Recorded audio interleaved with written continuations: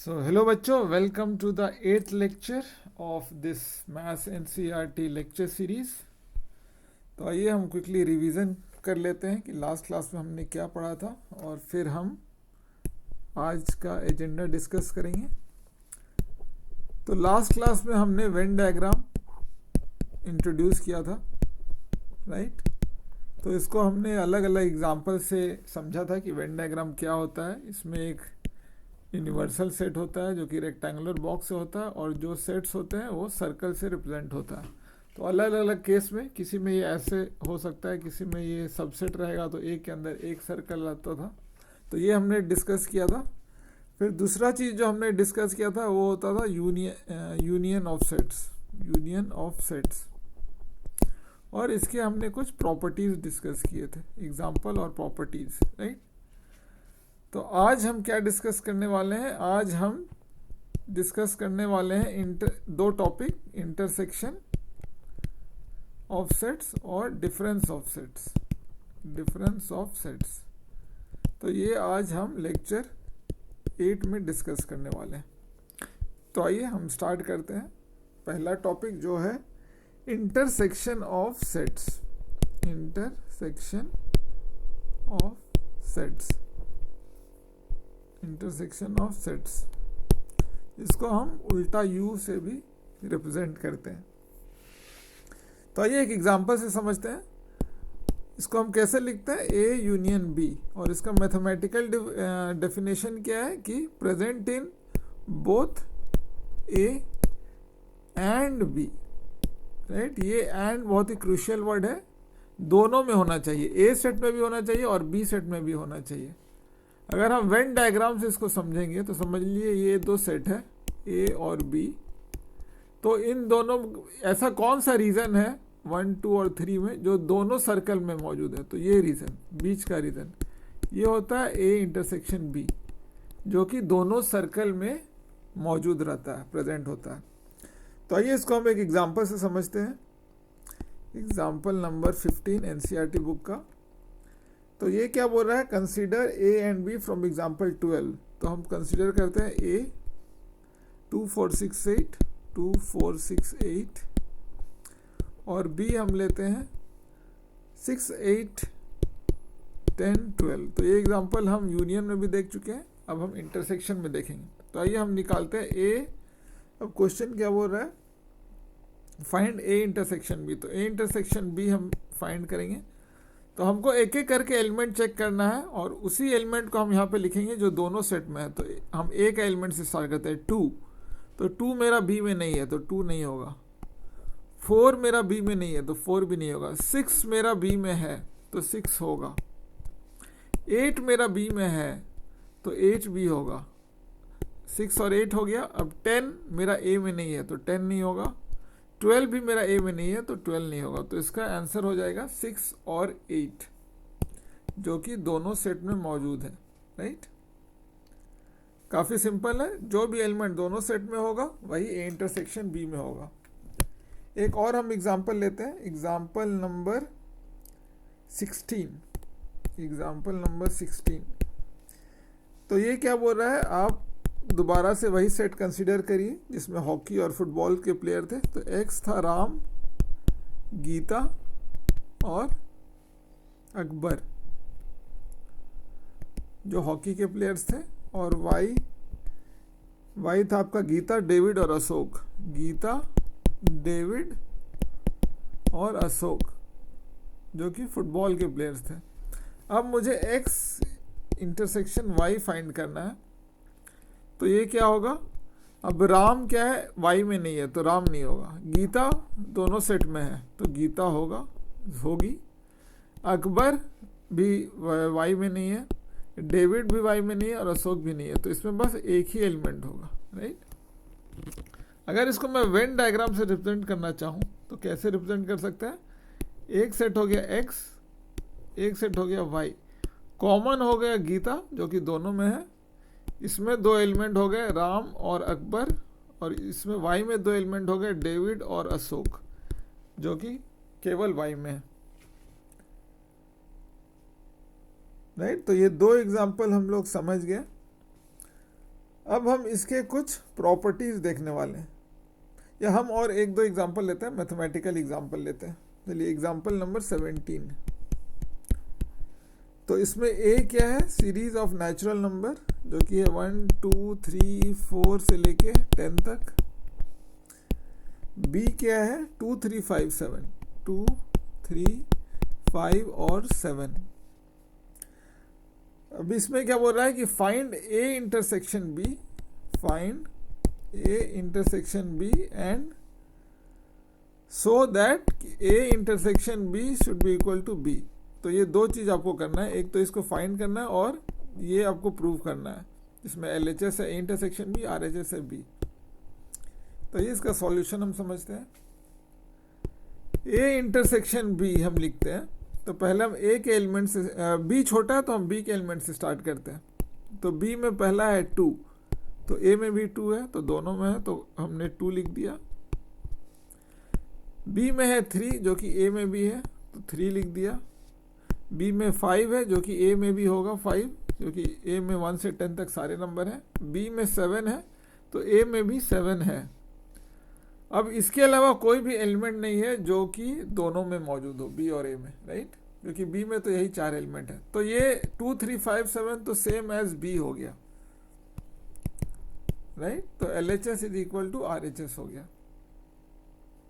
अब इसको भी अगर मैं वेन डायग्राम से रिप्रेजेंट करूं तो ये क्या होगा, क्योंकि ये सबसेट है, तो सबसेट में क्या होता है, एक सर्कल के अंदर दूसरा सर्कल हो जाता है, क्योंकि सारे के सारे एलिमेंट्स अंदर ही में ही है, कोई बाहर नहीं है। तो बी में 2 3 5 7 हो जाएगा, 2 3 5 7, और जो बच गए वो बाहर हो जाएंगे, बी के बाहर होंगे लेकिन ए के अंदर, ठीक है।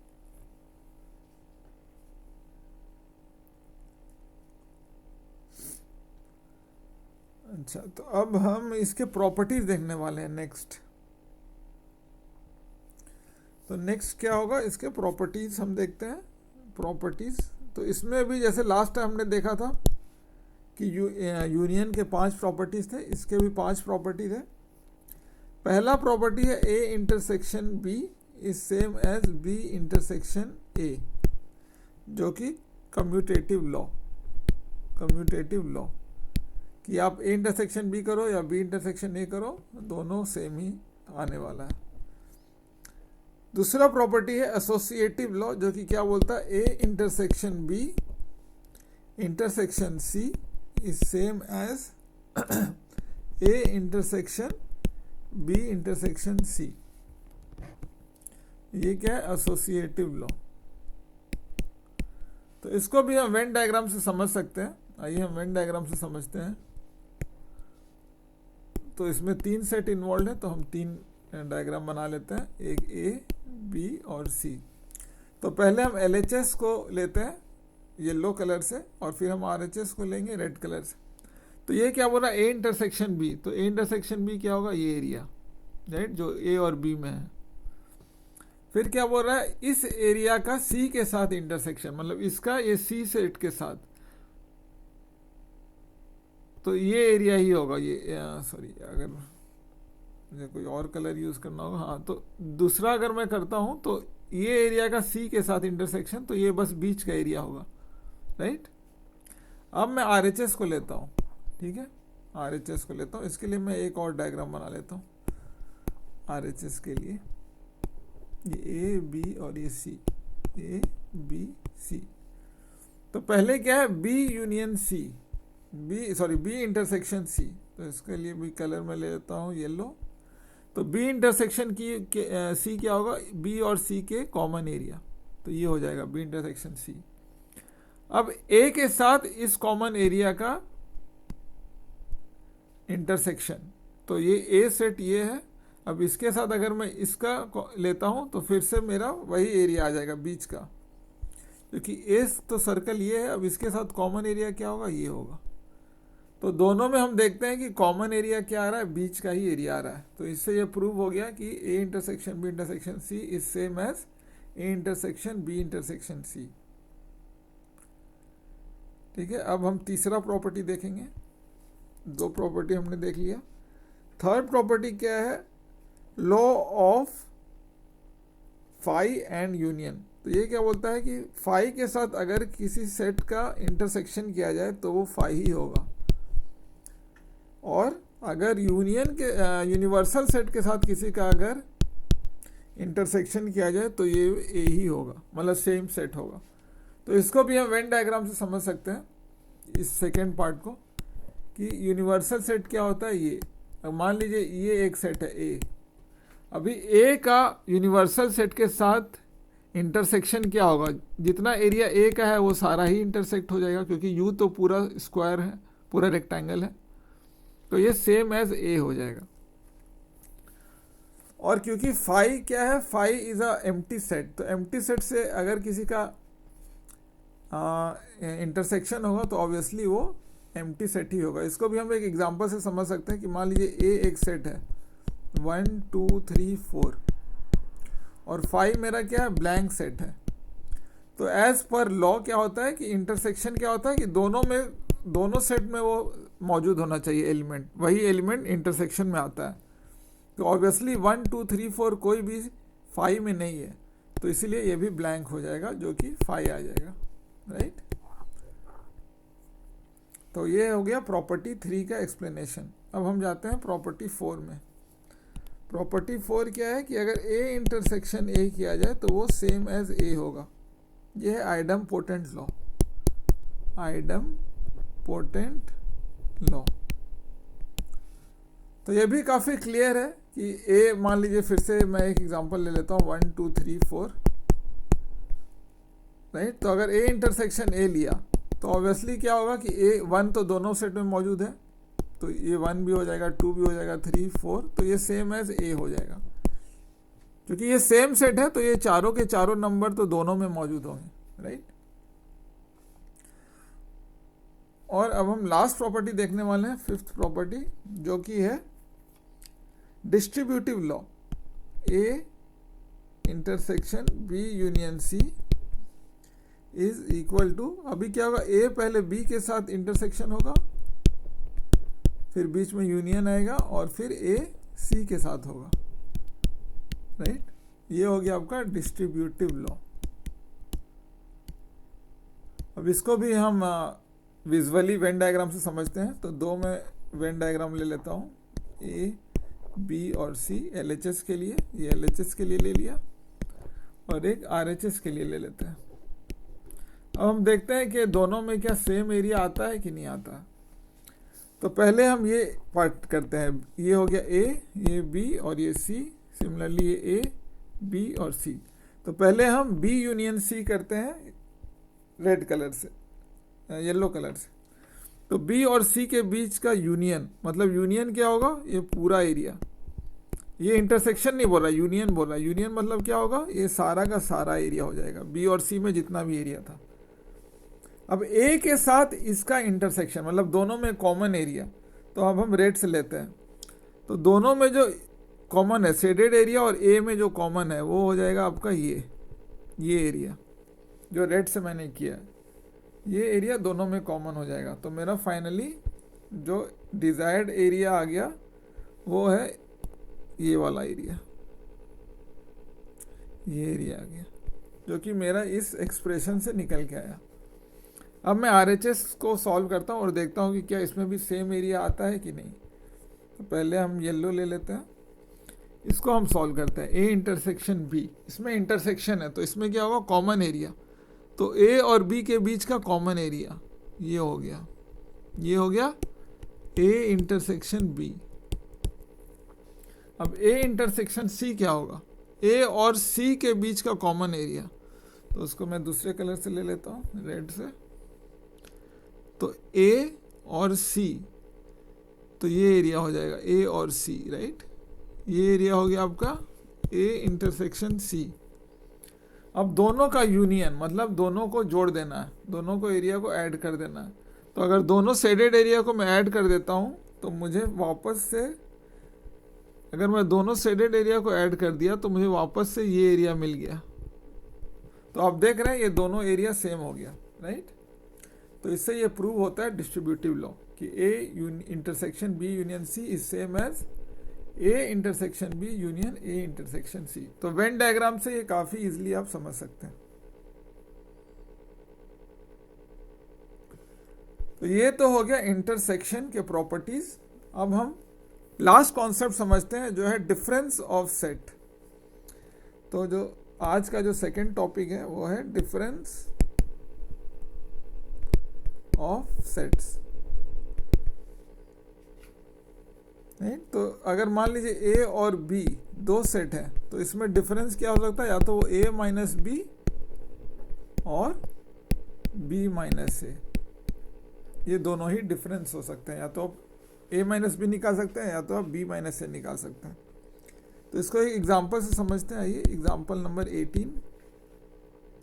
अब ए आपका एक सेट है जो कि हो गया 1 2 3 4 5 6, 1 2 3 4 5 6, और बी आपका दूसरा सेट है जो कि हो गया 2 4 6 8, 2 4 6 8।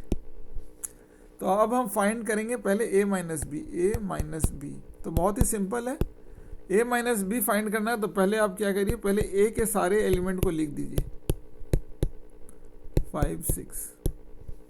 अब b में जो जो एलिमेंट है अब उसको एक एक करके a से हटा दीजिए। पहला एलिमेंट क्या है 2, तो 2 को हटा दीजिए। दूसरा एलिमेंट क्या है 4, तो 4 को हटा दीजिए। तीसरा एलिमेंट है 6, तो 6 को हटा दीजिए। 8, तो 8 तो इसमें है नहीं तो हटेगा नहीं। तो बचा क्या, फाइनली जो बच गया वो हो गया 1 3 और 5। तो a माइनस बी हो गया 1 3 5। अब हम b माइनस ए निकालेंगे, b माइनस ए। तो पहले मैं b के सारे एलिमेंट लिख दूंगा 2 4 6 8, 2 4 6 8। अब हम क्या करेंगे, a के एलिमेंट जो भी कॉमन है वो उससे माइनस हो जाएंगे। तो 1 तो नहीं है, 2 मौजूद है तो 2 हट जाएगा, 3 नहीं है, 4 है तो 4 चला जाएगा, 5 नहीं है, 6 है तो 6 भी चला जाएगा। तो बचा क्या 8, केवल एक ही एलिमेंट बचा 8। तो a माइनस बी आया 1 3 5, b माइनस ए आया 8। तो इससे आप क्या समझे कि a माइनस बी, इससे हम क्या समझ सकते हैं, कंक्लूड कर सकते हैं कि a minus B is not equal to b minus A, right. तो एक और एग्जांपल से इसको समझते हैं डिफरेंस ऑफ सेट्स को। तो हम लेते हैं एग्जांपल नंबर 19। V मेरा एक सेट है, वॉवेल्स का सेट है A E I O U। एक दूसरा सेट है B जो कि है A I K U, A I K और U। अब मुझे फाइंड करना है v माइनस बी और b माइनस। तो पहले मैं v माइनस बी फाइंड करता हूँ। तो मैं v के सारे एलिमेंट्स को लिख लेता हूँ।